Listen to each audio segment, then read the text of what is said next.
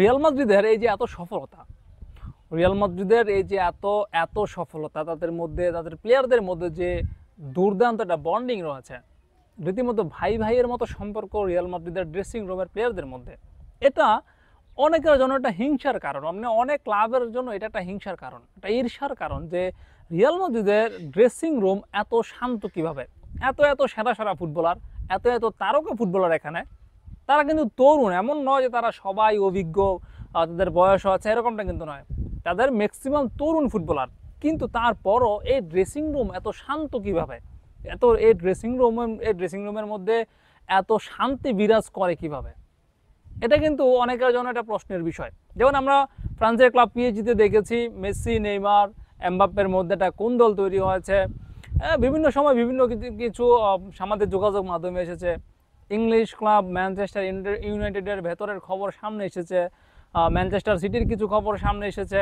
এমন বেশ কিছু বড় বড় ক্লাব রয়েছে যাদের ভেতরের কিছু আসলে অশান্তির খবর সামনে এসেছে।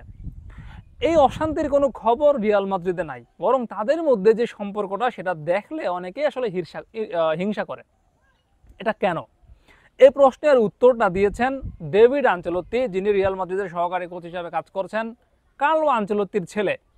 তার কাছে একটা সাক্ষাৎকারে এই প্রশ্নটাই করা হয়েছিল, রিয়াল মাদ্রিদের ড্রেসিং রুম এত শান্ত, এত সমৃদ্ধ, মানে এটা কীভাবে সম্ভব, তাদের প্লেয়াররা এত ভালো খেলতেছে, এটা কীভাবে সম্ভব, এরকম প্রশ্ন করা হয়েছিল তার কাছে। তো ডেভিড আনচেলত্তি স্বাভাবিকভাবে যেটা বলেছিলেন সেটা হচ্ছে যে সবার আসলে স্বপ্ন, সকল ক্লাবের যে স্বপ্নটা থাকে সেটা হচ্ছে যে এই ক্লাবের যেসব ফুটবলাররা রয়েছে তাদের কারোর মধ্যে কোনো ইগো সমস্যা নাই, তাদের কারোর মধ্যে কোনো ইগো সমস্যা নাই যে আমি সেরা ফুটবলার, আমার থেকে কেন তার বেতন বেশি, তার চেয়ে বেটার পারফরমেন্স আমি করি, আমার বেতন এত কম কেন, বা আমার দাম এত কম কেন, আমার মূল্য এত কম কেন, এরকম কোনো সমস্যা তাদের মধ্যে নাই। ইভেন যদি কোনো প্লেয়ার আসলে ম্যাচের মধ্যে একাদশে খেলার সুযোগ না পায়, কিংবা স্কোয়াডে না থাকে, কিংবা তাকে যদি খেলার সুযোগ কম দেওয়া হয়, সেখানেও কোনো রকমের কোনো সমস্যা হয় না, প্লেয়ারদের মধ্যে কোনো রকমের কোনো সমস্যা হয় না। তারা এতটা নিজেদের মধ্যে, মানে এতটা স্যাক্রিফাইস করে এই ক্লাবটার মধ্যে, প্লেয়াররা নিজেদের মধ্যে যে সম্পর্কটা সেটা টিকিয়ে রাখে। এই ক্ষেত্রে আসলে তাদের মধ্যে কোনো ইগোয়েস্টিক কোনো সমস্যা না থাকার কারণে তাদের মধ্যে কোনো সমস্যা হয় না। আর যেহেতু তাদের মধ্যে ব্যক্তিগত কোনো সমস্যা নাই, সেহেতু তাদের পারফরমেন্সও ওরকম কোনো সমস্যা নাই।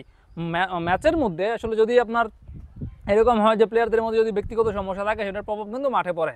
কিন্তু তাদের মধ্যে যেহেতু কোনো ব্যক্তিগত কোনো সমস্যাই নাই, সুতরাং মাঠের মধ্যে সেই আসলে সেই প্রভাব তো পড়ার কোনো প্রশ্নই আসে না।